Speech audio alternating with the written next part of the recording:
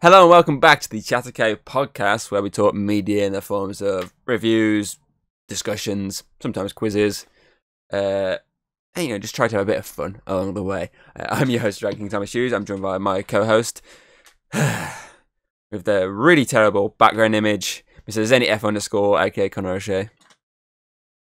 It's November the 1st, which means it is now Christmas. It's not Christmas. It's not Christmas, psycho. It is. As soon as Halloween ends, it's Christmas. All I can be honest, it's still Halloween. Halloween. It's gone. You'll be gone in a minute when I throw you at the car on the way to work. Just want to pick you up. Just carry on. I'll chase you down. There's a lot of temporary traffic lights on the way to work. I can get you at one of them. But yes, but yes, today we're obviously going to talk a few random things, including what's the deal with critics, especially lately. I mean, the mainly aim here is obviously Five Nights at Freddy's, a film that berated by critics is kind of unwatchable essentially, but then the audience score is the polar opposite, and its box office total has shown that. And obviously it's just a case of what the fuck is going on with critics what movies are they seeing that the audiences are going so high? I mean, look at Mario, for example. I mean, didn't they give that like a 50-something% rating, and obviously the audience was like 90-odd%. Can't remember what they gave Mario. I think it was like 50-something. And obviously it ended up being like a 90-something rated movie from the audience. It's just like, what the fuck? What movie are they watching to think is that bad? And what movie are the audience then watching to think the solar opposite to it? They gave it 59% for Mario, and the audience gave it 95%. And it was something stupid like that. It's not the only ones. I mean, look at that. There is a ratings now for that Freelance. You were right. Yeah. Last time I saw it was like 70-something%. Like, fuck all reviews from audience-wise, but it's 70-something% versus a 0% or critic scoring. How did they give it 0? Thing is, it's with Rotten Tomatoes especially, it's the case of whenever they rate anything below 5, that counts as rotten. So that if, say, there's about 5 of those, 5 4-star ratings, then, sorry, 4 out of like 10 ratings, or out of 100 for them, isn't it? So say 540 out of 100 ratings, then that counts as 0. They've all given it basically bad reviews, so the bad reviews are made up. But even Metacritic, if you look on there, it's also like 20-something% on there. Whereas the audience score, I think, is like 5.5. But again, there's only about 6-7 reviews, something stupid like that. But still, like, I don't know how, like, what films they're watching to give so polar opposite to what the audience are watching. They're just like, do not watch, not worth it and stuff. Someone was like, John Cena deserves better, and so do you. It's like with the Five Nights, when I saw like someone like post like a picture online, obviously like a review from the same person for that and Mario. And they slag Mario off. I think it might actually been them slagging IGN off in the process here. I think it was like an IGN review, and they're fucking like pointing at it. It's like Mario, they're basically complaining because there was no plot. It basically there's barely a plot there. Not enough story. It was all basically just like, it's Mario. So you don't need the story, it's just quick and whatnot. But they're complaining there was no story. But then, the same review, but for Five Nights at Freddy's, complained there was too much story. They complained one had no story, and they complained the other had too much of a story. Like, I was like, what the fuck? It's reviews for you, man. Like, I mean, like I said to you earlier, look at Cuties, man. What did they give that? They gave that like a really high rating. It's just like a fucking pedophile movie. Pedophile dream. Instant look up then when I said pedophile, I was like, what? You got an 87 on Tomatoes from 83 reviewers. What's the audience one on that one? 14. This shows it, doesn't it? It's because it's dumb, that's why. See, I think sometimes you look at the reviews and stuff, and you can actually say there's like an agreement. I mean, look at fucking... If you look at games now, if you look at fucking, like, Spider-Man recently, that came out, and pretty much audience and critics alike were basically praising the hell out of it. And they were correct to praise the hell out of it, both sides were. But then, as you say, when you look at some of this other stuff, I think sometimes you can agree with critics over audience, sometimes. Like, when you're looking, you're like, oh no, actually, I side with the critics more on this one. It is a good film, or it is a bad film.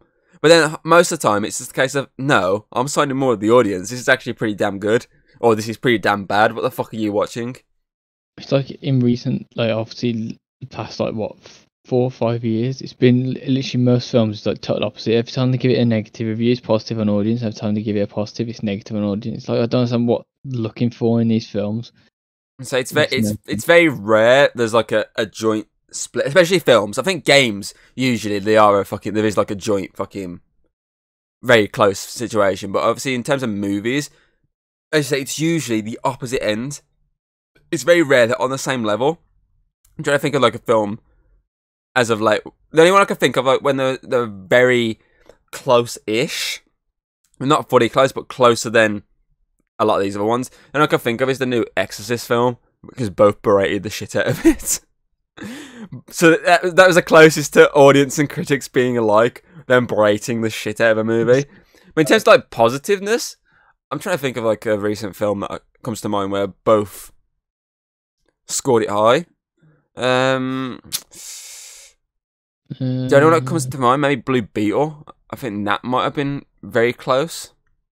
I mean, the new Saw got a 79 and an 89. Okay, close. that's there you go. There's a better example then.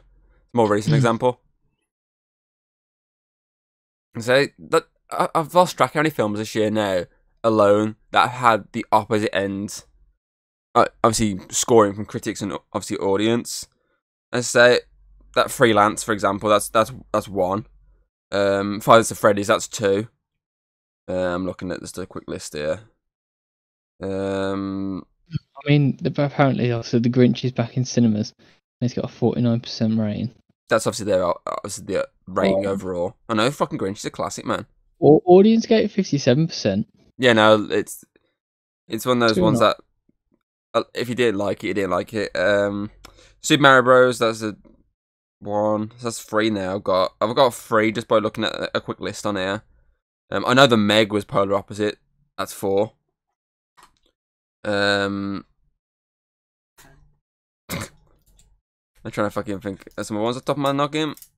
Let's just check this one because I want to double check this one because I think this might be the exact same situation. Yep, Ant-Man. Polar opposites. That's five there alone this year. That I can name where the critics and the audience have been on the opposite side of the spectrum. And when I say opposite, I mean critics are breaking the crap out of it, and audience are actually going, "What film are you watching?" That was actually a watchable movie. I feel like the Rotten Tomatoes like actual scoring systems like. Oh no, I've already pointed that out to you. But as I say, even if you go on like say Metacritic, which is a bit more of a better system to work off, even that is the same, really. I mean, for example, if I get up one of the ones I just like said to you, just give me a second for it to search. Okay, that one's close enough. So the Ant-Man one on obviously Metacritic, audience and critics are very similar. It's like a mid-card movie. But if I look at, well, I say Five Nights. Five Nights is probably the easiest one that I know to recently. That's the game, not the fucking film, Tom. Click the right fucking one. Critically, it has a 34 out of 100 rating, whereas audience is 8 out of 10. So,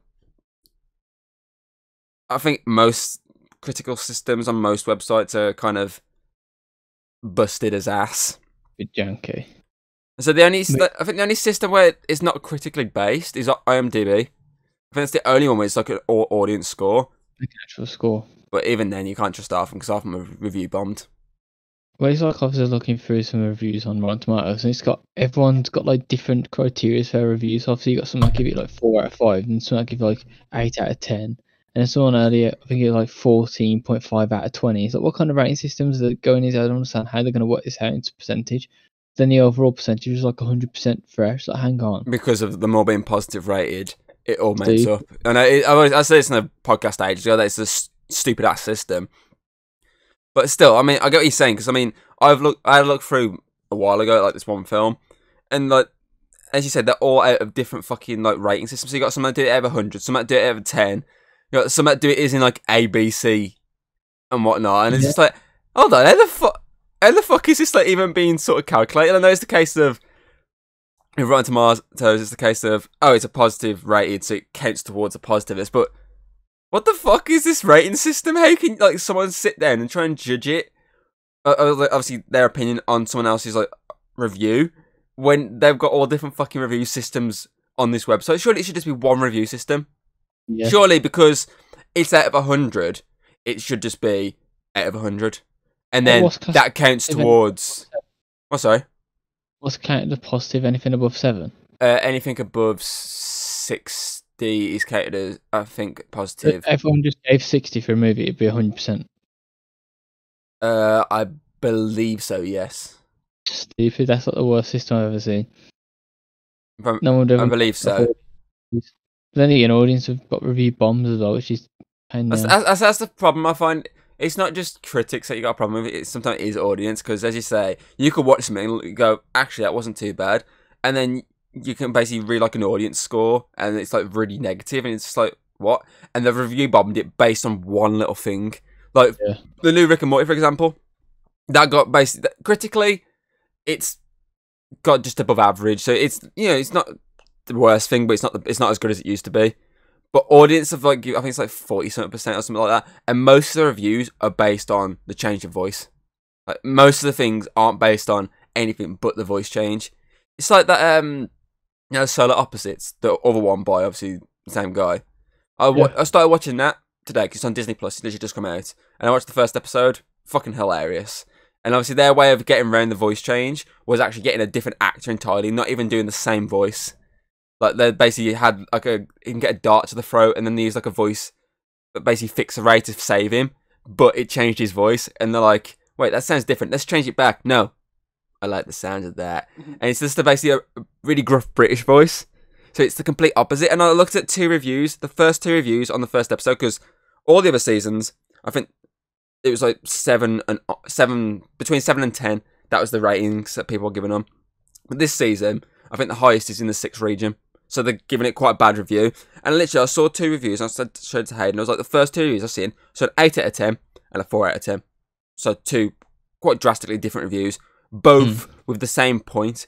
One giving a positive spin on it, one straight up negative in it. So basically, the one was like, again, this about the voice change. It's like, the first one, the 8 out of 10 was like, the voice change actually really worked. It was actually really good. So obviously they gave a positive spin, some other stuff, but they didn't read the rest of it. And the 4 out of 10 one, their instant point was the voice change was a bit too far. Like, it was too drastically different. That I didn't like it. See, with stuff like that, though, I suppose it's just down to opinion on that. But it's hard to. But like when you're doing like an overall on a film, when it's like you got people giving it 10s and then someone's giving it a 0, it's like, okay, it's got to be. It's like I can't think of a film that's perfect 10. I can't think of a film that's like a 0. I mean, people seem to be throwing this about all the time. I mean, Winnie the Pooh's very close to a 0. It's got to have some redeeming quality somewhere.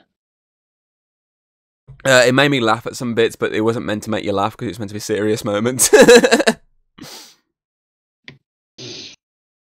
But yeah, I'd say I feel like the best way when it comes to obviously reviews and ratings and stuff is your own opinion. Like, that's all that really matters, is your own opinion. Like, you could watch something and go, that was shit, and then you could look at like a review system and everyone's giving it positive, and you're like, I don't like it. That's your opinion. Like, that's how it should. You don't judge it off other people. I feel like sometimes people look at these opinions and then just go just to see if, obviously, how drastically different theirs is to that. Like, obviously, Five Nights come out to like fucking, let's say, Rotten Tomatoes, like 20% fucking really awful reviews. But it's like the second highest grossing domestic weekend overall in America of a video game film. It's the highest grossing in a day video game film domestically in America. I think it's the second or third highest again in a day or something like that for Blumhouse, like their movies in general. And I think it is like one of their biggest opening weekends of any film they've done. This is a company that put out The Purge, the Sinister movies, obviously the Halloween franchise. They put out some big fucking movies that are actually quite popular with a lot of fan bases, but nothing has been as big as this has in its opening weekend. Even with that streaming on Peacock in America, that hasn't hindered it. I mean, it made like 130 million against a $20 million budget. That's fucking massive. That's from one weekend. Like, I mean, there's nothing out this week in cinema. If that still makes more money, you could be looking at about 300 million, which for them, that's a fucking win and a half. Especially They're against sticking up a sequel very soon. Especially since against obviously the critical rating, that's a massive fucking win. I know obviously Jason Blum, the guy who runs Blumhouse, he come out obviously as soon as obviously the audience score came out on like say Rotten Tomatoes and took a screenshot of basically the two scores and was basically thanking the hell out of all the fans for basically believing with them and enjoying the movie that they made. Like he literally came out acknowledging it and being like, critics labelled it bad, but thank you for enjoying this movie. That's why I like him. He seems like a nice guy. He's like, thank you for giving me monies. Like, because that's the one company that actually allows like directors the creative control over a film. Like, he just sits back and is like, okay, make your movie. Whereas like people like Disney and fucking like Warner Bros. And any fucking most companies, unless you're a big name director, like they're gonna start hindering you. Like, no, I want this in there. Change that. Do that. It's like I was reading. What was it I was reading this morning? I think it's Mike Flanagan, the guy that did Doctor Sleep, and obviously like the Haunting series on Netflix and stuff like that. Obviously, he's now these new series that he did, that House of Usher, whatever it's called, which I need to watch. Obviously, that's his last Netflix-based project because now he's moving to Amazon. Because obviously, he had a falling out with Netflix over that. Was it Midnight Mass? If you remember that series that came out a few years ago. It was like a limited series on Netflix. But either way, basically, Netflix made him put like an entire scene in the series just to try and explain something for an audience, and he was like, I don't want to do it. And obviously, they pushed him into doing it. And that just drove him to the point of, nah, fuck this, I'm out. Like, that's the opposite of obviously Blumhouse. They just kind of let you do it. They just let you fucking have creative control. Like, I want to do this. Fucking go for it. You go for it, put it in. But yeah, I do think obviously as the ratings and whatnot, I feel like it should just go down to your own opinion. Like I feel like you can look at someone else's, like, let's say like if you go on Rotten Tomatoes and Metacritic or IMDb, you look at that rating, you can look at it and go, oh, it looks like it's a bad film. Well, I'll see myself, won't I? Like, I feel like that sometimes influences people a bit. Like, you say it's looking like, oh, that's bad. Don't really want to watch that. But I feel like that's why you should watch trailers. Yeah, I know sometimes they spoil too much or they show all the good stuff. But you can kind of judge, like, if you actually do want to jump the gun and watch it. Like, you can look at a trailer and go, like, with Five Nights, for example, I watched it and I was like, looks alright. Oh, pardon me. Looks alright. I'm more than likely going to go and watch it. A, it's a video game film. B, it's a horror film. So I'm more than likely going to go check it out. Because as I say, the trailer looked okay. Ratings come out. Oh, they're quite bad. I'm going to see myself. That's just how you should be trying to judge it, is your own personal stance on it. I think the biggest problem is as well, even if you went into like a film or a game and you absolutely loved it, you could read a review and it changes your opinion on something then. Like, oh shit, I didn't think about that. And then you rate it lower then. So I suppose, like, trying to think of something now. Like, obviously Starfield, I enjoyed that. But you read some of the reviews and some of the points and you think, okay, yeah, that's definitely brings it down for me. But I would never have had that opinion without hearing it from someone else, I guess. So I think sometimes people can drag your opinion back down. Like, I've done it. I agree with you. I've done it many times where I've given someone like, oh yeah, so good. I've heard someone like say like one thing and was like, oh shit, yeah, gonna just knock that little point down a little bit point. I didn't know that was so not long ago when I mentioned something and he was like, oh shit, yeah, and I thought, I can't remember what it was. Was this to the ending or something? Oh no, it wasn't. It was the whole idea of him showing his face. And like, letting people live and whatnot. And you're just like, wait, if he's letting the ones that win live, aren't they just gonna go to the cops and just say who he is? And I was like, oh shit, yeah, didn't think about that. He kind of like turn up with like a bunch of mangled arms, and he'd be like, he did it himself. Yeah. Oh no, he fell on his arms, and they're all fucking back to front and everything. Oh, he fell over, and there's bombs in his arms. he tripped and the top of his head sliced off, but he's fine. Here's his scalp, glue it back on. He cut his own brain out. Whoa. Oh, that reverse bear trap! He slipped straight into it head first. He did that. Oh no, step bro, I'm stuck. Every premise is like, I didn't actually do anything. Well, he did, and when you kidnap someone and you put him inside the thing that's gonna kill him, you 100% did something. But yeah, that thing is, I don't think that hindered my rating because I was already at the rating. That was just like a point that it like went into my head. I was like, oh shit, yeah, it's not gonna hinder what I'm gonna give it, but obviously I'm gonna take that into acknowledgement on top of what I've already done. So it didn't really hinder my point. I mean, we both said it was a decent enough film to get through, but I don't think that hindered my point to the point of, I don't know, I was originally giving it an 8. Oh, this just dragged it into what did we give it, like a 7.5 in the end, something stupid like that. Yeah. That didn't happen. It didn't work like that for me. But I do agree. Sometimes you read stuff and it does push it back a little bit. I'm trying to figure something that I can't think of like something off the top of my head that happened to me in that situation where I gave like a really good score and I read one thing and I was just like, See, a lot of times with me, I give a score straight away. An opinion. It can either be really positive, it can be in the middle, or it can be really bad. And it's usually on my rewatches when I start taking stuff out, because I feel like when you first watch stuff, realistically, you want to just enjoy it. You don't want to fucking dissect it. You just want to sit back, put your feet up, and enjoy. But then when you rewatch it, that's when you start noticing things, and you can start adding that to your score. Like, oh, I didn't notice that. Like for example, I was obviously did my Halloween 31 days binge, like obviously in October, and towards the back end I did the new Halloween timeline. And I was watching Halloween Kills the other night, and there's a reference, obviously, from this one character. Obviously, he's pissed off some kids that keep fucking pissing him off. And at one point, he comes out because he thinks it's the kids, but obviously it's not. It's Michael. He's stuck in the house. And he comes out and he's having a go at him. And he goes, next time, he's like a pitchfork decoration on his house. He's like, next time, I'll use the pitchfork on you. And I was like, oh, that's a good little bit of foreshadowing, because that's what is used during the final confrontation when Michael's trying to kill, obviously, the daughter. Her mom comes out of nowhere with the pitchfork and stabs him in the back. And I was like, that's a good little bit of foreshadowing. Noted. Like I'm like that on my later viewings. First viewings, I'm just like watching, enjoying, or hating, depending on what it is. Like I say, Winnie the Pooh, watched it, hated it. But for example, something recently, something in the last so many years, Avengers Endgame, watched it, enjoyed it, loved it. So that's two polar opposite films for me. But and then on rewatches, obviously I haven't rewatched Winnie the Pooh. That's something I'm not rewatch. I don't want to touch that. I don't want to touch that with the pitchfork. Yeah. I'm not touching that with a pitchfork or anything. I'll probably watch the sequel, but I won't watch the first one again. I want to see if they fix anything in the sequel. But as I say, Avengers Endgame, I think I watched it like 5-6 times now, and I'm making notes as I'm going through. Like, oh, that's not as good as I remember it being, but that's as good as I remember it. Like stuff like that. I feel like that's how my influence is more. It's less of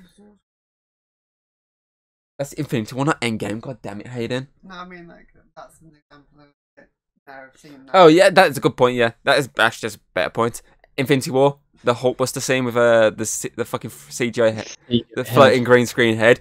That's not something I noticed on first watch. My first watch, I was just glued to it, like, oh my god, this film is amazing. And I watched that on later rewatches, and obviously Hayden, I think Hayden might have pointed that out to me on later rewatches. And I'm sitting there on like my 5th rewatch, not realising, I'll see, I'm like, oh. I mean, it didn't hinder the hell out of it. It was just something that... I was still hyping it up. It's just that every time you see it, you go, oh. Yeah, it's that one sequence that every time I watch it, I just go, oh.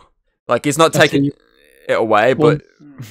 Oh god, one sequence that always throws me off. Like, the first time I watched Endgame, it didn't bother me, but after that, when I watched it again, is that whole, like, women Avengers assemble at the end and all the women come together. Like, it's like, why is that so forced in? That's of course, that's the one that kind of brings up the it's so sequence. So everyone's working. Where it doesn't make sense. Yeah, everyone's Marvel doesn't together, and then the chuck. It is very forced, but obviously it's the idea of that film. It's the idea of there's meant to be these big moments where make fans go, oh wow. Like, my favourite thing as well is when like it's happening and the one's shooting in the background and nothing. There's nothing there, and you go. It's like, what is what you shooting at? There's nothing there. They're all coming from one side. Why are you spinning around shooting nothing? There's that one scene, like obviously the Avengers assemble, like this big thing. Everyone's there. Obviously, everyone's the Avenger in that case, and it's like these women like pew, pew, pew, halfway through the scene. It's like, why are you adding that in there? That's so forced. It doesn't matter. And every time I watch it, it's just you can see how forced that bit was. There's just like we need women's empowerment in this. It's like you killed off bloody Black Widow. It's like she's the only woman empowerment you had, and you killed her off.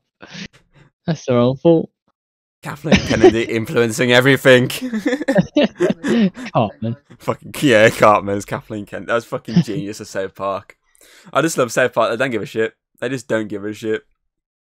Can't get cancelled, man. See, that's the thing. A lot of the films and TV shows and games, there's always moments that try and aim for critics, like for them to go, oh, I like, which is probably like the A4 scene. It's probably more of like an A. Yeah, it's a nod for obviously the comics. It obviously, they say it's very forced into the moment, but at the same time, it's probably also there for critics. Like, look, women. You know what I mean? It's probably more aimed at critics to go to be like, oh, well done for putting that in. It's literally one scene as well. They've got no character building. It's just this, and then there's one little scene where there's like a few women together. It's like it's probably more aimed for critics. So a lot of films do that. They always add like scenes here and there that they know critics would fucking just jizz themselves over. So that they're forced in to try and get some influence on the. A bit like I say, as you said, you read a review, it influenced you a little bit, and you're like, oh, take that back a little bit. That's what that's there for. It's there to influence critics and go, oh, this film's that's I'm gonna put this scoring up a bit more just because of that one sequence. It didn't pay anything into the movie. It's just a single shot. Fucking 10 out of 10. Captain America picked up the hammer. I don't give a shit. Women assemble.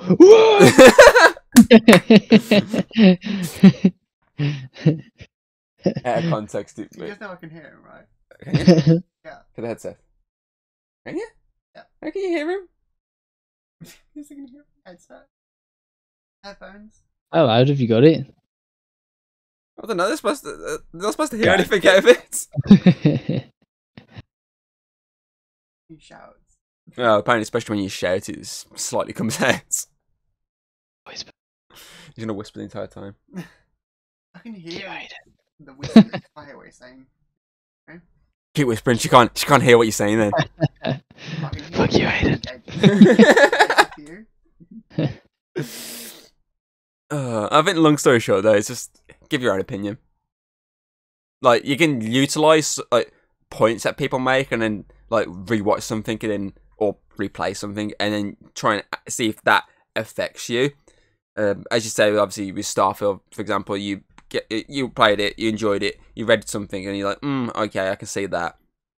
Obviously that could be the case of you played it, you've enjoyed it, you read that, okay, we're gonna go back to it, have a look, playing it, blah blah blah, and then that pops up and you're like, yeah, I can kind of see that, or you can look at it and go, this doesn't really affect me. As I say, with obviously Solar Opposites with the voice change, obviously I knew it was a voice change already. I've already seen the clip of it, and I watched it, read the review, went back to watching it, and I was like, it's not really affecting me. I'm more in the line with that guy who's just give it like an 8, or woman who's give it an 8, whoever gave it an 8. Like, I'm more in line with that rather than the 4-star review someone gave it berating the voice saying, oh, it's too much of a change. I'm more in line with the 8 one because it doesn't affect me. It's not bothering me. It's actually pretty funny. They even like joke within the show about the voice change, like, oh, the Ray's even done it. It blasted. It's a certain Ray that even flashbacks sound different. Like, like that's fucking hilarious. Don't question it. Science. And even that whole the sequence that you laughed at the start when he's like, come on, we're gonna be late. He's like, I hate being, was it like rushed and. It's basically saying something that if someone hears Hard and sweaty or something. Yeah, it's something about being hard and sweaty, and the other guy's like, that voice is making me hard and sweaty. What'd you say? Nothing. Like stuff like that. It's like that's funny to me. But as I say, I've read that review, and when I'll be watching it in the next so many episodes, I'll be sitting there going, okay, that's not really affecting me. But as I say, I'm going to see with the Rick and Morty one. I haven't watched the new season yet, so I can't really judge too much. I've seen the trailers, and I know I've judged slightly off the trailers anyway. With the voice, I'm like, okay, I've already said from the get-go, I was like, Morty doesn't sound like Morty, and Rick, when he gets too excited, doesn't sound like Rick. But I'll see when I'm actually watching the show. there's no point fully judging it off a trailer. I can just get a slight opinion from said trailer to then take into the actual viewing whenever I fucking get around to watching it. More than likely when it goes on Netflix. I think it's on Channel 4 now, but I can't be asked to watch on Channel 4 because he'll watch on Channel 4. The ads as well. Yeah, exactly. I can just wait for Netflix, which, yeah, probably won't be till next year, but who the fuck watches Channel 4? No rush for it. I don't want to find out about what's brand. But yeah. As I say, it's just subject to opinion, isn't it, really? But still, I still want to know what fucking films some of these critics audience are watching if they're that so far apart. Like, you can understand, like, if you say like one side give it negative, one side gave it positive. If one side, if you just use the Rotten Tomato system because it's easy to remember, if one side gave it like 45%, one side gave it 70%, it's not too far apart. Like, it's not mega, like, let's say, like, Five Nights at Freddy's, like, 80 and, like, fucking 20. Yeah, It's not that far apart. It's, like, mid-ground region. Like, that, I can say, okay, I can understand why maybe they've gone the opposite way ever so slightly. But it's just these ones, like, when they're so far, like Freelance with 0% and, like, 70%. Like, it's like, what the fuck film are these two watching to get, like, one to go from 0 and one to go to 70-odd? Like, it's just fucking crazy. So, yeah, as I say, it's a subject to opinion, but still, fucking, sometimes critics do suck. I saw an article the other day about Five Nights at Freddy's, and it's like, is one of the biggest films of the year where under 25s went, and I was thinking, well, yeah, because it's about the age range everyone would be who played the game now. It's like most people who played the game would be about 25 and under. Like, I don't understand what they was expecting. Like 60-year-old people to be rocking up to watch a Five Nights at Freddy's. Yeah! Freddy! Freddy! Oh my god, it's Golden Freddy! Ah! Oh my god! It's a cupcake! 70-year-old men dressed up as Chico. Woo! I saw, like, I don't know if it was fucking legit, but I saw, like, Hideo Kojima thing the other day. It's in that one. Like, oh, I watched Five Nights at Freddy's, and then someone's like, oh, what'd you think? The chick was hot. Like, the chicken was hot or something like that, I think he said. I think it's fake, but it's so funny. It's what he would say, though. Yeah, it's definitely something that fucking Hideo Kojima would say. He's fucking Hideo Kojima. Oh. But yeah. I feel like sometimes I still gonna put out here the worst review critic is IGN. But you always check them out just to see how bad the review is. My favourite thing about IGN though is if they give anything lower than a 7, the audience was like, oh, this is terrible, how can you give it lower than a 7? As soon as you give anything higher than a 7, the audience is like, yeah, IGN finally give a good review. It's like, no, they just gave it higher than a 7. Every time it's the same. Mm-hmm. Talk out their ass, that's what they do. Anyway, anything else you can think of? I'm trying to think of any other news I've got, but I don't think there's anything. I can't think of anything that's happened in recent now. It's been like, whoa. No, I can't think of anything heavily. Oh, have you ever watched Big Trouble in Little China? I've heard of it, but I don't think I've watched it. I was gonna say. Oh, that statue from it now. Oh, is it the one when the guy goes really big and his head explodes? He's got the steam coming out his nose. It's the one when basically he's like a truck driver. They got the truck driver. Yeah, okay, yeah. I've watched like a joke version of the film, but I don't think I've watched like the actual film by itself. $6.99. I just remember the guy exploding at the end with a big face. And he goes, the only thing I heavily remember about that film is there's a whole sequence with a big, like, this massive fight up, and Kurt Russell comes walking in, they come barge for his door, and because he barged for the door, the wooden, like a beam above his head just falls down and knocks him unconscious the entire fight. And it's like this massive fucking fight going on, and there's a guy, like, he's got like fucking like a Raiden-like-esque outfit, but it's like a massive fucking version of it. And he's just unconscious the entire time. And if I remember correctly, he gets back up and it falls back down and hits him again. Oh. Yeah, I can't think of anything else. Heavily. I think that's about it, isn't it? I think that's better rant on critics and their ratings and who's right, who's wrong. It's just more like shitix. Shitix, yes. Like that. I like that. But anyway, yes, so that is it. Next week, hopefully they haven't fucking released the Game Awards fucking candidates, because if they haven't, then we're going to do that next week. You watch, we'll do it on the Wednesday and I'll fucking drop it between us recording and us releasing. And drop it on the Thursday. No! We did it for nothing! Why have you done this? But yeah, we should hopefully do that next week if they haven't dropped it already by that point. And we can choose who we think is going to be nominated for the big award. I think we can pick maybe some of the other awards if we've got enough time to do so. If not, we'll just basically like pick games and like give our reasons behind why I think those games are going to be there. Like Breath of the Wild is going to be there because critics kiss Nintendo's ass. Yeah, well, we can guarantee there's going to be like at least 3 or 4. I can guarantee are going to be there. I'm going Breath of the Wild 2. It's Tears of the Kingdom. Yeah, that's I've got a few that are definitely going to be on there, and obviously reasons behind why them.